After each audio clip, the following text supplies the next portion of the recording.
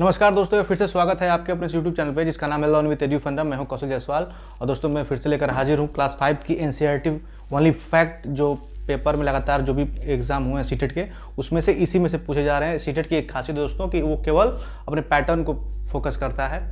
तो दोस्तों class 3rd 4th की हमने एनसीईआरटी कंप्लीट कर ली थी, आज क्लास 5 है और केवल दोस्तों उसमें फैक्ट है जो लगातार क्वेश्चन बन रहे हैं। और इसको आपने क्लास 5 4th 3rd को देख लिया दोस्तों, एक क्वेश्चन आपका ईवीएस से बाहर नहीं जाएगा, इसकी गारंटी मैं देता हूं। और आप जैसा कि आप लोग एग्जाम दे रहे हो तो पता ही होगा कि कौन से प्रीवियस ईयर के क्वेश्चन हैं, कौन से पूछे जा रहे हैं एनसीईआरटी में, सारी चीज़ें आपको पता है। तो देरी न करते दोस्तों क्लास शुरू करते हैं। अगर आप मेरे चैनल पर नए हैं तो लाइक करें, शेयर करें, सब्सक्राइब करें। चलिए आज की क्लास शुरू करते हैं दोस्तों। पहला है, देखिए यहाँ पे, देखिए एनसीईआरटी 5th क्लास का है ये पूरा टोटल। जानवरों में भी अलग अलग प्रकार की ज्ञानेंद्रियां होती हैं। इनमें देखने, सुनने, चखने, सूंघने व महसूस करने की शक्ति होती है। कुछ जानवर मीलों दूर से शिकार को देख सकते हैं। कोई हल्की से हल्की आहट को भी सुन लेता है। कोई जानवर अपने साथी को सूंघ कर ढूंढ लेता है। जैसे दोस्तों आपको पता है एक बाघ जो होता है, तो बाघ की जो मूछें होती हैं जिन वो इतनी सेंसिटिव होती है दोस्तों कि हल्की सी पेड़ों की पत्तों की खड़खड़ाहट को भी वो पहचान जाता है कि किसी जानवर ने हिलाया है या फिर हवा की वजह से हिलाया है। दोस्तों इतना वो सेंसिटिव होता है। वो रात में या दिन में दोस्तों आदमी से 6 गुना अधिक वो देख सकता है। तो और आपको चील को पता ही दोस्तों, वो 4 गुना अधिक देख सकता है। तो ये सब उसी पर रिलेटेड है दोस्तों। बाघ हुआ, चील, वल्चर, ये सब क्या है, ये आदमी से ज़्यादा होती है इनकी देखने की क्षमता।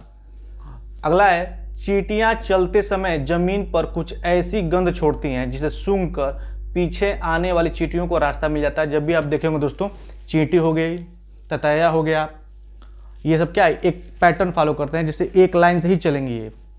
क्यों? क्योंकि जो आगे वाली चींटी होगी कुछ ऐसा गंध छोड़ती है दोस्तों जिसके वो फॉलो करके पीछे वाली चींटियां जो होती हैं उसके साथ में चलती हैं। इसी तरह जो बाघ होते हैं दोस्तों, वो अपने एरिया को कैसे पहचानते हैं, अपने मूत्र की वजह से, मतलब अपने मल मूत्र की वजह से वो अपना एरिया पहचान लेते हैं, जिससे अपने सीमाओं पर वो पेशाब वगैरह कर देते हैं, जिससे वो बाहर दूसरे जंगल से या फिर दूसरे सीमा से आने वाला बाघ हो तो वो सूंघ कर पता सकता है कि इसके अंदर ऑलरेडी एक बाघ मौजूद है, तो उसको हिम्मत होगी तो अंदर जाएगा, वरना वहाँ से ही वापस चला जाएगा। तो दोस्तों ये सब जानवरों में काफ़ी फेमस है और ये दोस्तों ये लगातार क्वेश्चन पूछे जा रहे हैं इससे। अभी हाल ही में सीटेट में क्वेश्चन पूछा था, आई थिंक 2 दिन पहले 21 तारीख वाले सेट में, कि जो बाघ या फिर किसी भी जानवर पे जो उनके खालों पे जो चित्र बने होते हैं, जो पैटर्न होता है, जैसे गाय का अलग पैटर्न हुआ, बाघ का अलग पैटर्न हुआ, वो क्यों होता है। तो दोस्तों इसके आंसर तो कोई हो सकते हैं, लेकिन जो एनसीईआरटी में दिया गया है उसका एकमात्र कारण है क्या, उनके बालों के कारण जो है वो उनके जो चित्र होते हैं, जो पैटर्न होते हैं शरीर पे, त्वचा पे, वो उनके बालों के कारण होते हैं। और यही आपको फॉलो करना है, बिकॉज एनसीईआरटी के ही बेस से ये क्वेश्चन है, तो एनसीईआरटी को ही हम सर्वोत्तम मानेंगे। अगला है, कुछ नर कीड़े मकोड़े अपनी मादा कीड़ों की गंध से उसकी पहचान कर लेते हैं। ये बता दिया मैंने आपको। चलिए देखते हैं दोस्तों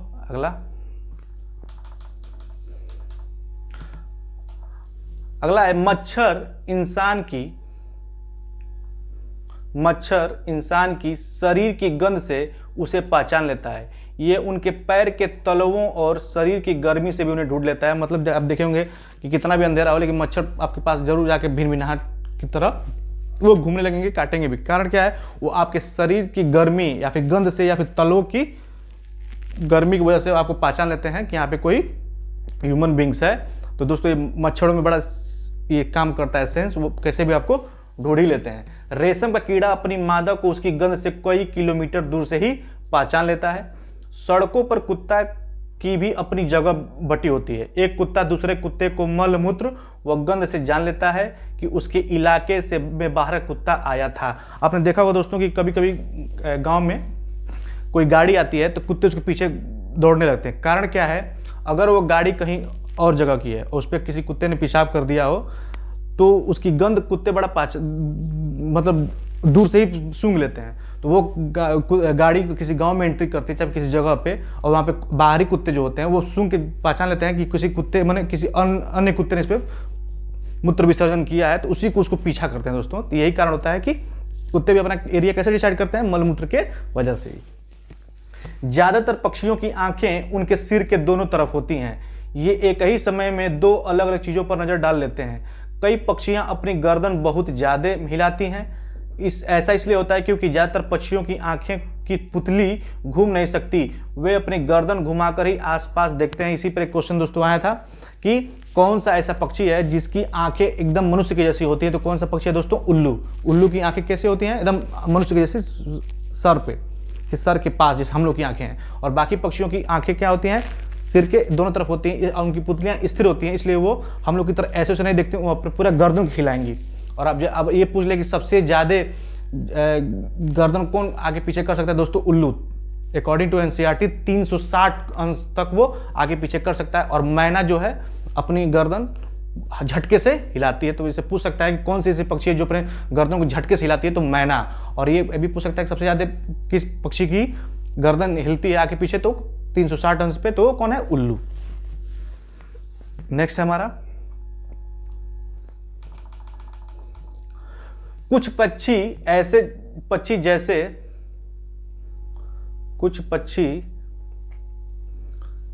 जैसे चील, बाज, गिद्ध हमसे 4 गुना ज्यादा दूर तक देख पाते हैं। मैंने बताया था दोस्तों, चील हो गया, एक पूछता है दोस्तों, चील हो गया, नंबर 2 पे बाज, और थर्ड पे गिद्ध। ये मनुष्य से 4 गुना अधिक देखते हैं। और जानवरों में पूछ दे तो बाघ जो है मनुष्य से 6 गुना अधिक देखता है। जो चीज हमें 2 मीटर की दूरी से दिखाई पड़ती है, वही चीज ये पक्षी 8 मीटर की दूरी से देख लेते हैं। आपने देखा होगा चील जो होता है एकदम ऊपर अपना निशाना बनाए हुए रहता है, इसे बोलता है ना चील की, बाज की नजर। वो डायलॉग सुना है ना आपने बाजीराव में कि तलवार, चील की नजर, कुछ तो ऐसा डायलॉग है, बाज की नजर बाजीराव के तलवार कोई संदेह नहीं करता। मतलब चील की जो नजर है, बाज की नजर है, वो एकदम सीधे अपने प्रे मतलब शिकार पे तो झटक से आता है, उठा के लेके चला जाता है।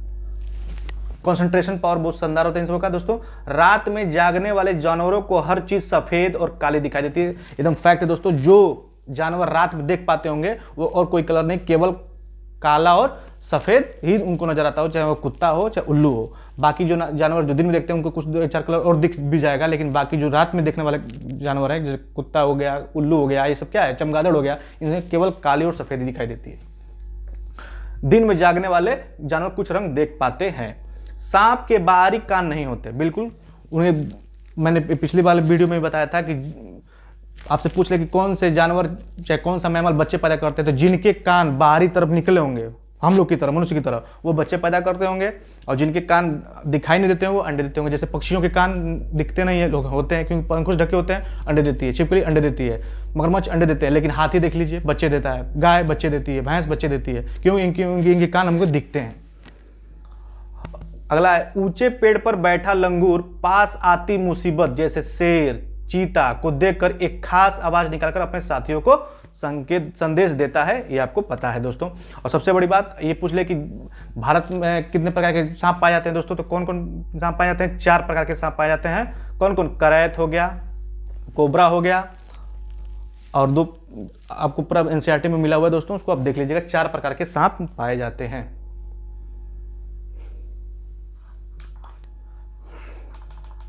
अगला है, कुछ जानवर तूफान या भूकंप आने से कुछ समय पहले अजीब हरकत करने लगते हैं। जो लोग जंगल में रहते हैं और जानवरों के इस व्यवहार को समझते हैं, वे जान लेते हैं कि भूकंप आने वाला है या कुछ अनहोनी होने वाली है। जो दोस्तों जंगल में निवास करते हैं, जो मतलब जनजाति होती है, वो जानवरों की हरकतों से देखकर वो जान जाते हैं कि कुछ मतलब अप्राकृतिक घटना होने वाली है, तो सुनामी आ सकता है या कि तूफान आ सकता है, तो तुरंत अपना वहाँ से पलायित हो जाते हैं, अपने आप को सुरक्षित कर लेते हैं। कारण क्या है कि जानवर उस समय अलग अजब हरकत करने लगे, पक्षियाँ उड़ जाएंगी, जो बाकी जो रेंगने वाले जानवर हैं वो बेचैन रहेंगे, सब बिल से निकलना लगेंगे, भगने, तो उन सब मतलब ऐसे तमाम सारे सिम्टम्स होते हैं जिन वो जहाँ के लोकल जो जनजाति होती है वो देखकर उन्हें अंदाजा लगा सकती है। अगला देखिए, डॉल्फिन भी अलग अलग तरह की आवाज़ें निकालती है और एक दूसरे से बात करती है। वैज्ञानिकों का मानना है कि कई जानवर की अपनी खुद की एक पूरी भाषा है। बिल्कुल सही बात है। और ये स्टेटमेंट में आता है कि हर जानवरों की, कुछ जानवर ऐसे भी होते हैं जिनकी खुद की अपनी एक भाषा है, तो एकदम बिल्कुल सत्य है, ये एनसीईआरटी भी कहता है। अगला है, कुछ जानवर किसी खास मौसम में लंबी व गहरी नींद में चले जाते हैं और कई महीनों तक फिर दिखाई नहीं देते। सर्दियों में छिपकली भी घर में दिखाई नहीं देती। बिल्कुल अब सर्दियों के दिन चल रहा है, देखो दोस्तों, गर्मियों की अपेक्षा आपको छिपकली नहीं दिखाई देगी। कारण क्या है, छिपकली एक ऐसी, देखो छिपकली ऐसी है जो 24 घंटे सोती है सर्दियों में, 24 घंटे। ये पूछा है दोस्तों। आपका सथाल हो गया, वो 17 घंटे सोता है। बाघ हो गया 16 घंटे। इस तरह करके तमाम सारे ऐसे जानवर हैं जिनका ड्यूरेशन काफ़ी हाई है। जैसे सबसे ज़्यादा छिपकली 24 घंटे सोती है। इस शीतकालीन में ज़्यादा से ज़्यादा अपने आप को क्या करते हैं, सुप्तावस्था में चले जाते हैं, 24 घंटे ये सोते हैं। जैसे छिपकली हो गई, आपका स्लॉथ हो तो 17 घंटे सोता है। ये स्लॉथ के बारे में मैंने बताया भी था कि क्वेश्चन भी है इसमें, आ ही गया दोस्तों। देखिए स्लॉथ, भालू, इस पे क्वेश्चन पूछा गया दोस्तों 2021 में सीटेट इसी बार के किसी दिन पूछा गया था दोस्तों कि स्लॉथ भालू जैसा दिखता है पर भालू नहीं होते हैं। ये दिन के करीब 17 घंटे पेड़ों से उल्टे सिर लटक कर सोते हैं। ये जिस पेड़ पर रहते हैं उसी के पत्ते खाकर पलते हैं, इसलिए इन्हें कहीं और जाने की ज़रूरत नहीं पड़ती। जब अपना पेड़ तभी छोड़ेगा दोस्तों जब उस पेड़ की सारी पत्तियां खत्म हो जाएंगी, तब वो क्या करेगा, दूसरे पेड़ पर जाएगा। और पूरे लाइफ में उम्र लगभग 40-45 वर्ष होती है और अपने पूरे जीवन भर में केवल 7 से 8 पेड़ों पर ही जा पाते हैं। देखिए इस पे लिखा भी है दोस्तों, जब ये अपने पेड़ के सारे पत्ते खा लेता है तभी वह पास के पेड़ पर जाते हैं। लगभग 40 वर्ष के अपने पूरे जीवन में यह मुश्किल से 8 पेड़ों पर घूमने की तकलीफ उठाते हैं। यह सप्ताह में एक बार ही शौच के लिए नीचे उतरते हैं, मतलब मूल मूत्र त्यागने के लिए केवल सप्ताह में एक ही बार नीचे पेड़ से उतरता है, अपना कार्यक्रम करता है, फिर ऊपर चढ़ जाता है, फिर एक हफ्ते बाद ही नीचे उतरेगा। कितना आलसी जानवर है ये, देख लीजिए। अगला है, सबसे दोस्तों इंपॉर्टेंट है, इसको लिख लीजिएगा। बाघ अंधेरे में हमसे 6 गुना बेहतर देख सकता है। बाघ की मूछें संवेदनशील होती हैं और हवा में हुए कंपन को भांप लेती हैं। इनसे बाघ को अंधेरे में रास्ता और शिकार ढूंढने में मदद मिलती है। बाघ की सुनने की क्षमता इतनी तेज होती है कि वह हवा के पत्तों को हिलने और शिकार के झाड़ियों में हिलने से हुई आवाज में अंतर को भांप लेता है। बाघ के दोनों कान बाहर की आवाज इकट्ठा करने के लिए अलग अलग दिशाओं में घूम जाते हैं। बाघ मौके के अनुसार अपनी आवाज बदलता रहता है, जैसे गुस्से में अलग आवाज और बाघिन को बुलाना हो तो अलग आवाज। ये कभी कराहता है तो कभी दहाड़ता है। दोस्तों बाघ इतना सेंसिटिव होता है कि मतलब वो पेड़ों में हुई हरकतों को वो भांप लेता है कि किसी शिकारी की वजह से खड़के हैं या फिर हवा के, और इनकी गुर्राहट की आवाज़ बहुत दूर तक जाती है दोस्तों। तो ये आपको पता होना चाहिए, मैंने बता भी दिया था इसको। अगला है, गुर्राता भी है। बाघ का गुर्राना 3 किलोमीटर, दोस्तों कितना, 3 किलोमीटर। इसी पे आप क्वेश्चन पूछ देगा कि 5 किलोमीटर, तो वो कथन गलत हो जाएगा। देख लीजिए 3 किलोमीटर तक दूर तक सुना जाता है। हर बाघ का अपना कई किलोमीटर बड़ा एक इलाका होता है। बाघ अपने इलाकों में मूत्र करके अपनी गंध छोड़ते जाते हैं। एक बाघ दूसरे बाघ की मौजूदगी को उसके मूत्र की गंध से झट से पहचान लेता है। एक बाघ दूसरे बाघ के इलाके में जाना पसंद नहीं करता। बाघ सबसे ज्यादा सतर्क जानवरों में से एक है। दोस्तों ये बात समझ में आ गई। नेक्स्ट है हमारे देश में बाघ और अन्य कई जानवरों की गिनती इतनी कम हो गई है कि इनके लुप्त हो जाने का खतरा। हमारे देश की सरकार इन्हें बचाने के लिए बहुत से जंगलों को सुरक्षा दे रही है। जैसे उत्तराखंड का जिम कॉर्बेट पार्क सबसे पुराना पार्क है दोस्तों, अब तो रामगंगा नेशनल पार्क हो गया, इसका नाम बदल गया है। राजस्थान के भरतपुर जिले में घाना, भरतपुर में कहाँ पे दोस्तों, ये भरतपुर, ये कहाँ है दोस्तों, भरतपुर में, राजस्थान। यहाँ लोग जानवरों या जंगल को कोई नुकसान नहीं पहुंचाते हैं। जैसे गिर नेशनल पार्क हो गया, आपका रणथंभौर हो गया। सबसे ज़्यादा पिछले सबसे ज़्यादा कहाँ है दोस्तों, टाइगर रिजर्व कहाँ है, तो कहाँ पे है आपका, मध्य प्रदेश में। मध्य प्रदेश में सबसे ज़्यादा है। उसके बाद से सबसे बड़ा क्या है तो नागार्जुन वाला सब जो बाघ परियोजना सबसे बड़ा है भारत का। अगला है देखिए, सांपों के डिजाइन, रंगोली, कढ़ाई और दीवारों को सजाने के लिए सौराष्ट्र, गुजरात और दक्षिण भारत में प्रयोग किए जाते हैं।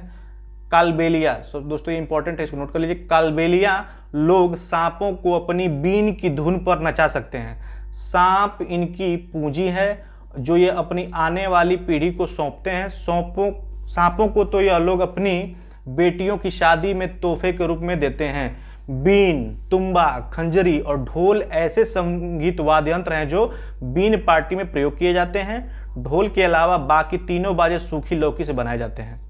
सांप किसानों के दोस्त होते हैं क्योंकि ये खेत के चूहों को खा लेते हैं और नहीं तो चूहे फसल को खा लेते। दोस्तों इसमें इंपॉर्टेंट बात क्या है कि पूछ देगा कि तुम्बा, खंजरी और ढोल ऐसे संगीत वाद्य यंत्र हैं जो किससे बनाए, तो लौकी के जो सूख जाती है उसके लौकी से बनाए जाते हैं, ये आपको याद रखना है।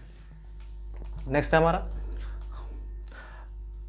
हमारे देश में पाए जाने वाले सांपों में से केवल 4 तरह के सांप ही जहरीले होते हैं, जिसमें क्या है, नाग है, करैत है, दुबोइया है और अफाई है। केवल 4 प्रकार के ही दोस्तों सांप पाए जाते हैं। और सांपों के दांत कैसे, तो खोखले होते हैं। वो इसमें जैसे ये आपका करैत है दोस्तों, ये इतनी इसमें जहर होती है कि एक हाथी को मार सकता है, लेकिन हर बार ये जहर नहीं छोड़ता है। और 5 बार आपको काटेगा तो 1 से 2 बार ही अपना जहर वो निकालेगा, बाकी ऐसे ही फेक डंस करेगा। सांप के 2 खोखले जहर वाले दांत होते हैं। सांप के मुंह में एक जहरीली थैली भी होती है। सांप जब किसी को काटता है तो उसके खोखले जहरीले दांतों से उस व्यक्ति के शरीर में जहर चला जाता है।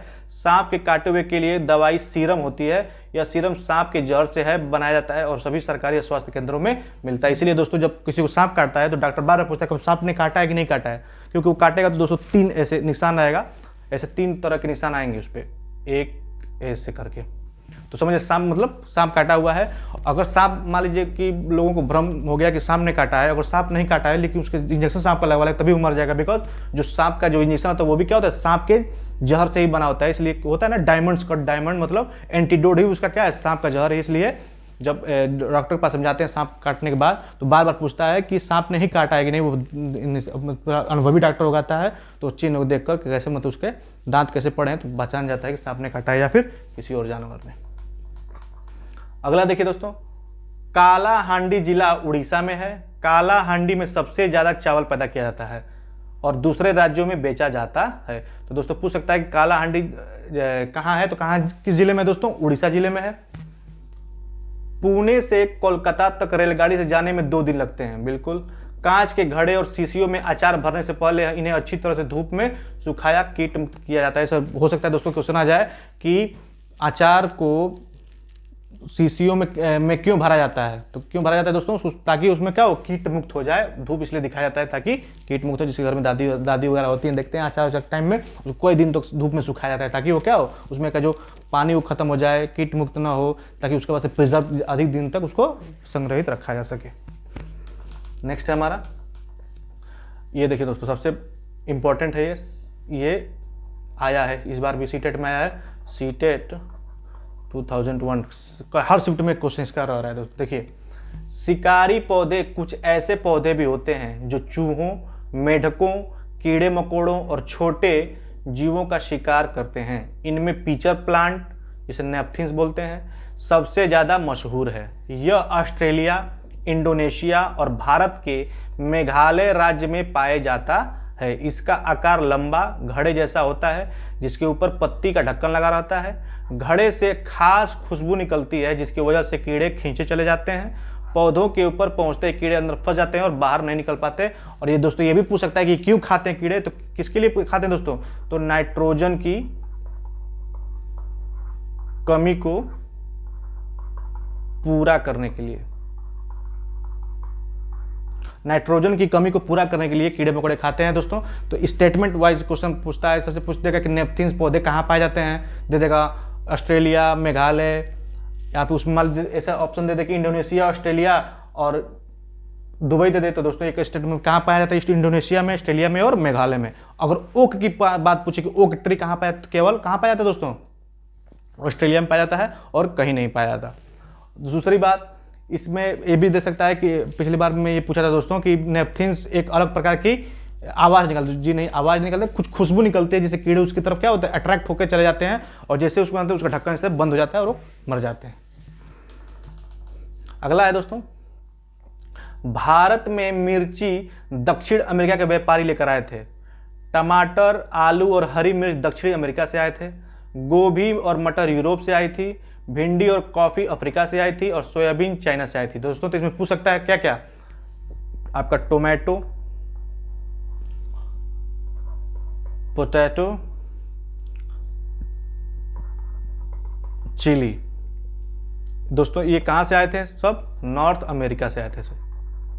बाकी भिंडी और कॉफ़ी अफ्रीका से आए थे, सोयाबीन और चाइना से आए थे। ये दोस्तों क्वेश्चन ऑलरेडी आ चुका है, हर शिफ्ट में बदल बदल, कभी टमाटर पूछ ले रहा है, कभी मटर पूछ ले रहा है, कभी कॉफ़ी पूछ ले रहा है, तो इसको आप याद कर लीजिएगा। अगला देखिए, घड़सी सर की कहानी। सर का अर्थ है तालाब।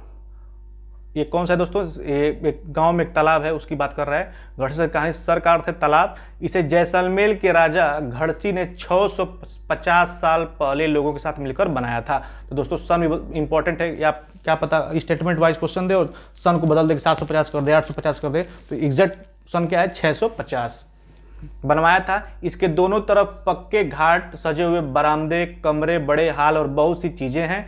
यहाँ लोग मिलते जुलते थे, जलसे होते थे और गाना बजाने का प्रोग्राम भी होता था। इसके घाट पर बनाए गए स्कूल में बच्चों आते थे। सभी इस बात का ध्यान रखते थे कि तालाब गंदा न हो और सफाई में भी हाथ बटाते थे। तो दोस्तों घड़सी क्या है? एक घड़सी सर क्या है? सर का मतलब क्या होता है? तालाब। और कहाँ पे है ये? जैसलमेर में। और जैसलमेर कहाँ है दोस्तों? राजस्थान में। कहाँ है ये? आपका राजस्थान, राजस्थान में है ये। अगला है, ये अलबरूनी से दोस्तों देखिए आया है। ये भी पूछा जा चुका है दोस्तों शिफ्ट में। 1000 से भी ज्यादा साल पहले एक यात्री भारत आया। इसका नाम क्या था? अलबरूनी। अलबरूनी जिस देश से आया था उसे आजकल उज्बेकिस्तान कहते हैं। सीढ़ीदार कुआं, जिसे बावड़ी कहा जाता है, पानी इकट्ठा करने का एक अलग तरीका है। इसमें सीढ़ियां जमीन के नीचे कई मंजिलों तक जाती थीं। पानी ऊपर से खींचने की बजाय लोग खुद पानी तक पहुंच सकते थे, इसलिए इसे सीढ़ीदार कुआं भी कहते हैं। कुओं को सूखने के कारण मोटर लगाकर जमीन का पानी निकाला जा रहा है। तालाब जिनमें बारिश का पानी इकट्ठा होता था वो अब नहीं रहे। पेड़ों के आसपास और पार्क में जमीन के सीमेंट से पक्का कर दिया गया है। कारण दोस्तों इसमें एक स्टेटमेंट क्वेश्चन पूछा था कि आजकल कुओं में पानी नहीं है, तो उसका ऑप्शन यही था कि पेड़ों के आसपास और पार्क में जमीन के सीमेंटों से पक्का कर दिया गया है और मोटर लगा के जमीन का पानी निकाला जा रहा है। जैसे तालाब जिनमें बारिश का पानी इकट्ठा होता था अब निकाल दिया जा रहा है, इसलिए पानी का जलस्तर कम होता जा रहा है।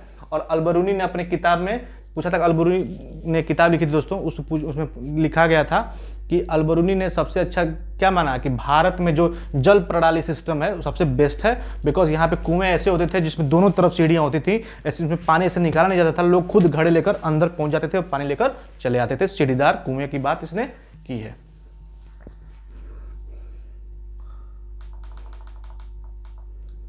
मृत सागर जॉर्डन में है दोस्तों, जॉर्डन सीमा पर है ये।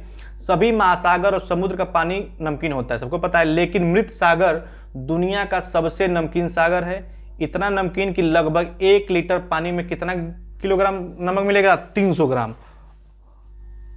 क्या इतना नमक तुम चख पाओगे? यह बहुत ही कड़वा लगेगा।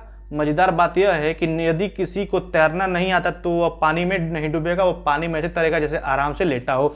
दोस्तों उसमें नमक की मात्रा इतनी ज़्यादा है कि आदमी वहाँ पे डूबता नहीं हो, पानी के ऊपर ही रहता है। बिकॉज उसमें नमक की मात्रा होने की वजह से लोग क्या होते हैं? डूबते नहीं है, तैरते रहते हैं। अब देखिए दोस्तों, ये भी क्वेश्चन दोस्तों आया था, इंपॉर्टेंट लगा लीजिएगा। दांडी यात्रा, यह घटना 1930 12 मार्च 1930 की है। भारत की आज़ादी से पहले बहुत सालों से आम लोगों ने नमक बनाने पर रोक लगाई हुई थी। ऊपर से नमक पर भारी टैक्स भी लगा दिया गया। इस कानून से तो लोग अपने घर के इस्तेमाल के लिए भी नहीं बना सकते थे। नमक के बिना कैसे कोई रह सकता था? गांधी जी का कहना था कि जो चीज़ें हमें कुदरत ने दी, हमें बनाने पर बंदिश कैसी? उन्होंने लोगों के साथ मिलकर दांडी यात्रा शुरू की थी। 12 मार्च से 6 अप्रैल तक अहमदाबाद से दांडी के समुद्र पर तक एक लंबी यात्रा की और इसे गलत कानून को तोड़ा। नमक बनाना, समुद्र के पानी को जमीन पर क्यारियों की बनाए गए गड्ढों में भर दिया जाता है और तेज धूप में पानी सूख जाता है और नमक की ढेर वहीं रह जाती है। पूछ दे दोस्तों कि दांडी कहाँ है?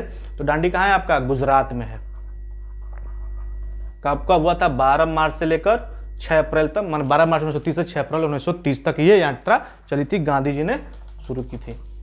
अगला है, माइक्रोस्कोप से एक चीज 1000 गुना बड़ी दिखती है, इसलिए इससे खून के अंदर की बारीकियां साफ दिखाई पड़ती हैं। कई माइक्रोस्कोप से तो इससे भी ज़्यादा बड़ा दिखाई देता है। मलेरिया एक खास मच्छर मादा एनोफिलीज के काटने से होता है। मलेरिया जिसका अर्थ है बुरी हवा। पूछ देगा दोस्तों मलेरिया का मतलब क्या होता है? बुरी हवा। यह उन क्षेत्रों में पाया जाता है जहां ज़्यादा बारिश होती है और जो जगह दलदली होती है मलेरिया मच्छर भूरे रंग का होता है और इसे पंखे धब्बेदार होते हैं। इसको कौन का, रोनाल्ड रॉस, जो कहाँ का था दोस्तों, सिकंदराबाद,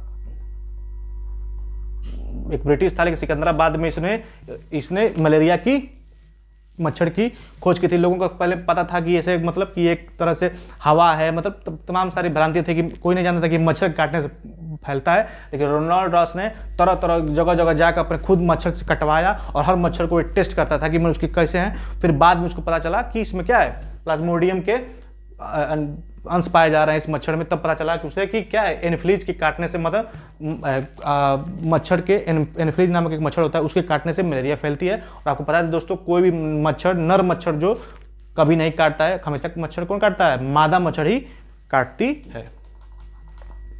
देखिए इसमें मलेरिया के लिए दवाई, मलेरिया की दवाई बहुत पुराने समय से सिनकोना पेड़ की छाल से बनाई जाती है। पहले तो लोग छाल को उबालकर और छानकर ही इस्तेमाल करते थे, लेकिन अब छाल से दवाइयां बनती हैं। सिनकोना दे दे, कुनैन दे दे दोस्तों, तो ये सब क्या है, मलेरिया की दवा है। एनीमिया, जिसमें क्या होता है, खून की कमी होती है, हीमोग्लोबिन या आयरन की कमी से होता है। ये अनीमिया होने पर गुड़ आयरन मिलता है, आंवला से भी आयरन मिलता है, और हरी पत्तेदार सब्जियां जैसे पालक वगैरह से भी क्या मिलता है, आयरन मिलता है। जरूरी खून खानी चाहिए क्योंकि इनमें लोहा होता है। मतलब ऐसे आपको दे सकता है कि रीता नाम की एक लड़की को एनीमिया नामक रोग हो गया, उसे अपने खाने में कौन कौन से सब्जियों का प्रयोग करना चाहिए, 5-7 सब्जियों का नाम दे देगा दोस्तों, 3-4 ऑप्शन में। तो आपको क्या होना चाहिए, गुड़, आंवला और हरी पत्तेदार सब्जियां खानी चाहिए, जिससे आयरन की कमी पूरी हो सके और हीमोग्लोबिन बढ़ सके उसका। मच्छर पानी में अंडे देते हैं, इनमें से पतले पतले छोटे भूरे से रंग के कीड़े, लार्वा जिसे बोलते हैं, निकलते हैं। मलेरिया से बचने के उपाय, आसपास पानी जमा न होने दें और गड्ढों को भर दें। पानी के बर्तन, कूलर और टंकी को साफ रखें और हफ्तों सुखाएं। और एक और तरीका है दोस्तों कि जहां मान लीजिए तालाब स्वच्छ पानी में ही अंडे देती है एनोफिलीज मच्छर, तो वहां पे मछलियों को छोड़ दिया जाता है, छोटी छोटी मछलियों को, ताकि उन लार्वों को खा लेती हैं, जिससे वो पनप नहीं पाते हैं। या फिर मिट्टी के तेल भी छिड़क देंगे। अब स्टेटमेंट दे सकता है कि जो तालाब है, जहाँ मान लीजिए गंदे पानी है तालाब, वहाँ पे मिट्टी का तेल छिड़क देंगे तो ऑक्सीजन की कमी, सप्लाई टूट जाएगी और वो लार्वा अपने आप मर जाएंगे। नेक्स्ट है हमारा, देखिए, तालाबों में मछलियां छोड़ें ताकि वो मच्छर के लार्वा को खा लें। बिल्कुल। मच्छरदानी का प्रयोग करें। जमा हुए पानी में मिट्टी का तेल छिड़के, बताया हुई। पक्षियों को पेट्स की बीमारी होती है।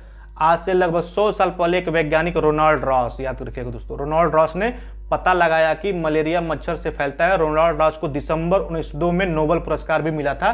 सबसे बड़ी बात है, 1902 में इनको नोबेल पुरस्कार भी मिला था दोस्तों। ये इंपॉर्टेंट है, इसको आप नोट कर लीजिएगा, हर शिफ्ट में इस क्वेश्चन आ रहा है। तो उम्मीद है दोस्तों ये था क्लास 5 के एनसीईआरटी दोस्तों। तो उम्मीद है आपको वीडियो पसंद आई होगी।